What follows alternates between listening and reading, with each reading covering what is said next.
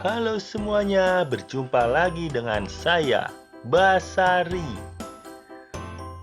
Kita masih membahas pelajaran Bahasa Indonesia kelas 7 semester ganjil. Pada video kali ini, kita akan membahas mengenai di dan ke sebagai kata depan dan di dan ke sebagai imbuhan. Kita akan membahas cara membedakannya.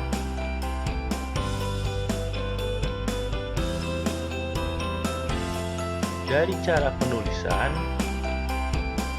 sebagai kata depan, di dan ke memiliki cara penulisan khusus. Contohnya pada kata-kata berikut ini. Seperti yang teman-teman lihat di layar, ini ada contoh kata-kata yang dan ke-nya sebagai kata depan, di atas, di bawah, di dalam, di rumah, di kebun, di sekolah, di sungai, di laut, ke atas, ke bawah, ke dalam, ke rumah, ke kebun, ke sekolah, ke sungai, ke laut. Nah, dari contoh-contoh ini, saya rasa teman-teman sudah bisa melihat pola dari di dan ke sebagai kata depan. Saja teman-teman sudah paham dari contoh tersebut bahwa kita bisa menyebutkan di dan ke sebagai kata depan ditulis dipisah dengan kata yang mengikutinya. Jadi kata atas maka dipisah tulisannya di atas. Juga dengan ke jadi oleh kata sungai, maka penulisan ke sungai bisa tidak jauh. Penulisannya harus dipisah. Dan biasanya kata di dan ke pada kata depan itu biasanya menunjukkan lokasi atau tempat. Jadi ketika di dan ke sebagai kata depan, dia menunjukkan lokasi atau tempat, seperti di atas, di rumah, di kebun, di atas meja, di bawah kursi. Begitu juga dengan ke, dia akan menunjukkan tempat, ke dalam rumah, pergi ke kebun, liburan ke pantai, atau ke laut. Nah, dia akan menunjukkan lokasi atau tempat. Jadi sekali lagi, supaya mempermudah teman-teman untuk mengingat, ketika di dan ke ini sebagai kata depan, maka penulisannya dia biasa dipisah dan biasanya menunjukkan lokasi atau tempat. Mari kita lanjutkan pembahasan selanjutnya. Masih dari cara penulisan, kita membedakan dari cara penulisannya. Di dan ke sebagai imbuhan. Ini contohnya.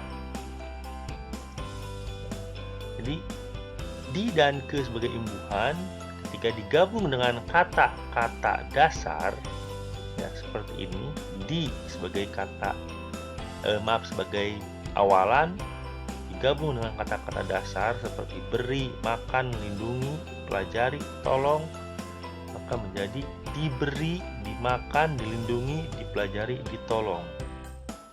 Begitu juga dengan ke. Ke sebagai imbuhan ketika digabung dengan 2, 3, kuat, cerdas, maka akan menjadi kedua, ketiga, kekuatan, kecerdasan. Jadi ke imbuhan ke ditambah kata dasar 2 jadi kedua. Imbuhan kean ditambah kata dasar kuat jadi kekuatan. Imbuhan kean ditambah kata dasar cerdas jadi kecerdasan. Nah, dari pola ini, dari contoh ini, teman-teman sudah bisa melihat pola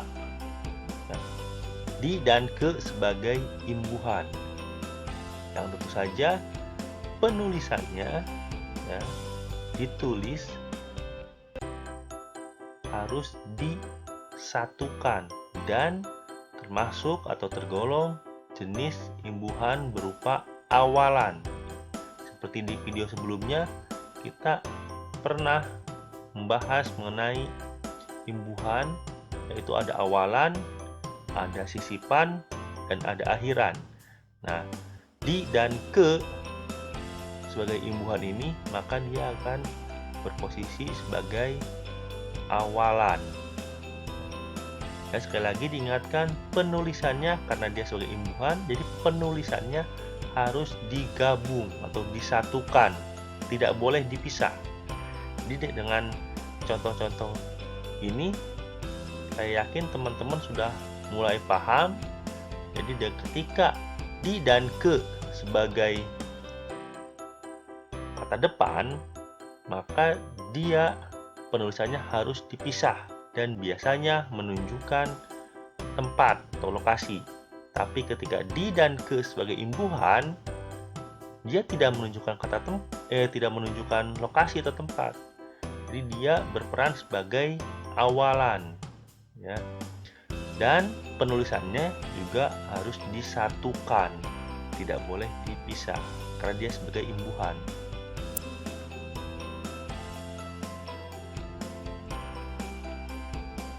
Nah, latihan untuk teman-teman semua supaya lebih mengerti,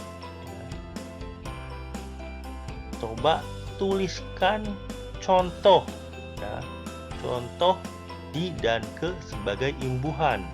Ya, contohnya, selain yang sudah tadi kita bahas, ya, sudah kita bahas contohnya, maka coba tulis lagi contoh yang lain dari di dan ke sebagai imbuhan. Masing-masing 2, jadi kata dengan di sebagai imbuhannya 2 dan ke sebagai imbuhannya 2, jadi 2, masing-masing 2, jadi 4. Kemudian juga latihan lainnya, tuliskan contoh di dan ke yang termasuk kata depan, masing-masing 3 buah kata. Jadi di-nya 3 kata, ke-nya 3 kata, jadi 6. Jadi nomor 1, di-nya 2 kata, ke-nya 2 kata yang termasuk imbuhan, contohnya ditulis. Dan nomor 2, di-nya 3 kata, ke-nya 3 kata yang termasuk kata depan, contoh kata depannya. Jadi pilih contoh kata yang belum kita bahas, ya, supaya teman-teman lebih memahami. Di total nanti ada 10 kata. Ya, itu aja. Terima kasih, ya, sudah menonton video saya. Silahkan kerjakan di ruang kelas daring yang bisa diakses melalui blog sekolah. Ini alamat blognya bagi siswa-siswi SMPN 2 Jayakarta. Silahkan sudah tahu, bisa mengakses dari sana. Dan bagi teman-teman yang lain, terima kasih sudah menonton video saya. Semoga bermanfaat dan semoga mudah untuk dipahami. Dan terima kasih, kita berjumpa lagi di video selanjutnya. Nah, terima kasih untuk like and subscribe-nya. Sampai jumpa.